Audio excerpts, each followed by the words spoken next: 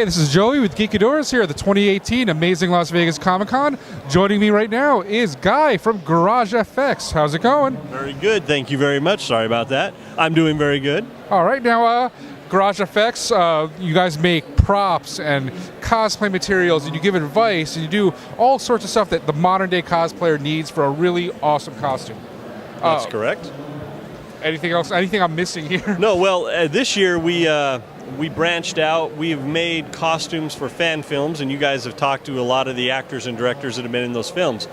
We decided to go that route because it seemed like to us it would be the next common sense step. Because we make things, we build things, and what better way to get it out there and seen and appreciated than to make an old fan film and do things. So we did the Red Hood It. We're working on a Superman Heartbeat that the poster is for, and I think maybe the next one we're going to do is a Green Lantern one called Power. Ooh, very nice, very nice. And if you haven't seen Red Hood It, go and watch it. And all the Red Hood's helmet, all that, the awesome light effects, everything there, that's Guy in Garage FX. Yep, that was me. So yeah, costumes, props, all that was, you could see it right there in the movie, so go check that out. Now, obviously this is another one of your creations, Yep. Kind of nightmare Batman, I guess. This is the Batman who laughs. That's terrifying. This is the dark metal version of a Batman that is, one of them alternate universes. And so I saw it, I fell in love with it. Capullo, we know Capullo. We actually got a lot of pictures, and when he came out with this, and the guys that worked on that was phenomenal. First thing I thought is I'm going to build one to wear, because I haven't built a costume for myself to wear for years. Oh, I know you did that Spawn, the Spawn mech a year or two ago. Yep. Yeah, and we had it was a Spawn robot that we actually got officially licensed from McFarlane. It was a toy that they were going to put out, I think around 2008, if I'm not mistaken, and then it never happened.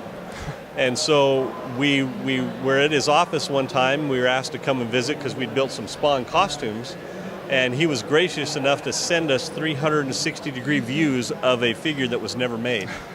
So when you saw our figure, our big thing come to life, that's the only time anyone's ever seen the back of it except for those people that created it. And you went above and beyond because you had articulated fingers and those giant mech gauntlets. LED lights. Yeah.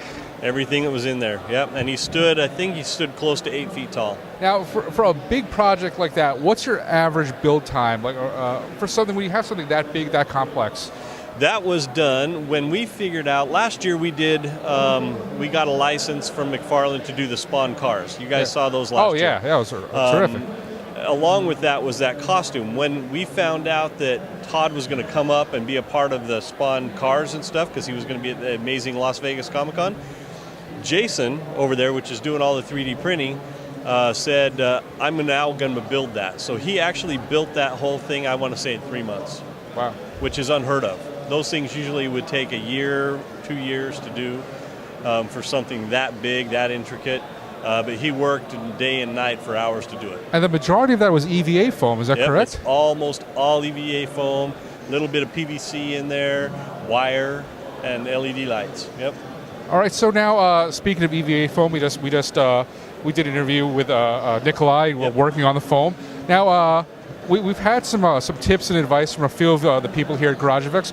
What is your number one tip to cosplayers out there, beginners or experienced people? It doesn't really matter. What if you had one piece of advice? What would you give them? Just do it. I think a lot of times you find that cosplayers that are big now, we all entered a part and said, I don't even know how to do it. I don't even want to start. And so it's kind of daunting. We kind of just jumped in and said, that's actually why Garage FX was created. When we decided we wanted to do it, we were asking questions on what latexes and things to use, how to do things, and everyone was pretty closed-mouthed about it. They didn't really want to say anything. And at the time we were doing some turtles with Kevin Eastman, girl turtles and stuff, and we didn't know how to do any of that.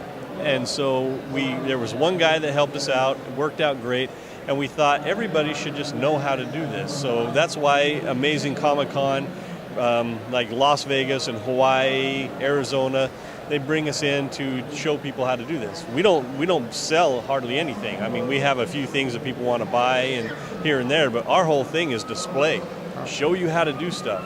and get people motivated. And we have so many people come back to us or send us pictures and say, hey, you helped me do this. And there was 3 people from this convention that came in. Melinda was one of them. I wish she was around here. She came in and thanked me for her help, and she did a Wonder Woman that came out beautiful. So, speaking of helping cosplayers, what's the biggest mistake you see cosplayers make when they're putting the costumes together? Making things too bulky and too heavy and not breathable, like this. Yep, very unbreathable. So it looks great. I stood in it for about an hour and a half, and I'm still wet. Oh. And been out of it for an hour. So, yep. All right, so think about practical wear when you're making your costumes. I mean, there's something to looking cool, but you have to be practical, and sometimes I'll sacrifice that to be cool and looking like good. And I know a big thing when you go to conventions is you kind of offer training and advice to anyone who comes up to you. Mm-hmm. How long has that happened? And you mentioned people coming up and saying how much you've helped them. So how long have you guys been doing this to help people? Jason and I started this, I want to say 5-6 years ago. Oh. And Jimmy J, the owner and creator and promoter of this convention with his family and stuff, came to us and said, this is something that it might be worthwhile to do. And so he brought us to another show and liked it, and then another show, and now we're just here. Whenever he goes somewhere, we're always in tow somewhere. We're tagging along, riding them shirt tails, coming in, trying to do what we can to help. And we find that a lot of people have a lot of questions. This year, doing the fan film thing, we've had a lot of people coming up and saying, hey, how do you scout for areas, and how do you figure out if you're going to get in trouble for doing something? And you guys were part of our panel yesterday. We had a lot of good questions about that. It was actually wonderful to see. And Jimmy came by this morning and was really excited about it. And he just, he's one of those guys that will, if he sees something he thinks is going to work, he just wants to expand on it and do things.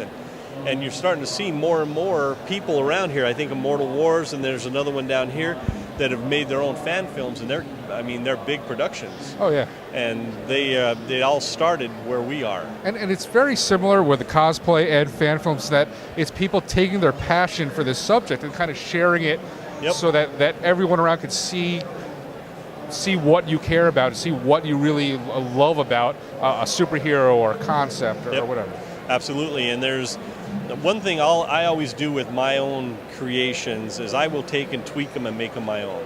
It's obvious you know what it is, but I still want my name on it. So I take and tweak it just enough so Guy's got a little bit of his own creation in there. And I think that I like that. And I do a lot of costume contest judging, and I look for that. What did you do to put yourself into what you made? And that means a lot, because that means that your heart and soul's into what you're doing. People like to see it. And my wife, on the other hand, she does not like variation from anything. So I did my first order orange Stormtrooper a few years ago. She hates that. Every time she sees it, she goes, I don't even know why you did that. But it's because it's my own, I wanted something to stand out, something just obnoxiously me. And that's what we did. That actually kind of leads into my next question. You often judge the cosplay contests. What criteria or is your main criteria when you're looking at someone's cosplay that really makes it stand out for you? There's when we do them, we always have multiple categories, multiple winners. Like last night we had 11. Yeah. And so when we're up there judging, we look for that little certain something that fits a certain category, like showmanship. If you come out and you do something on the stage and the crowd reacts and it's a good time, that is showmanship. If you come out here and you're an expert cosplayer and you say, I am an expert cosplayer, I fall into that category, we're a little more critical with you. We want to see what you did. How did you do it? Your stitching. We want to watch your presence. So every category requires a different eye for it. And so that's what makes it so fun to be a part of. I can't say that everyone feels the same way, but when I look at them, that's what I look for. And I look for creativity. And last night they did have the Garage Effects Award. Yep. So what influenced your pick for that? That was, I was doing the panel, and I guess the guys that won had come down here and didn't even want to enter, but Garage Effects said, we love what you're doing. You need to enter. So they stuck around, entered. I came back, looked at it, and said, I absolutely agree. That's a Garage Effects pick right there. and it was the Ford Drop Dead Gorgeous pageant one. Yes. So, and Yes. it was, you know, I think they're the only ones that actually got to hold a mic and introduce themselves. But it was a pretty cool idea. They pulled it off. They stayed in character the whole time. Definitely and to stood us, out. that's unique. We like that. All right, thank you for your All right. time. Thank you. Guy of Garage Effects. Really, check them out if you really want to elevate your cosplay. They do some great stuff, and they really give good advice, have great tips on how to really make the most of cosplay. Thank you very much. I Thank appreciate you. it. Pleasure.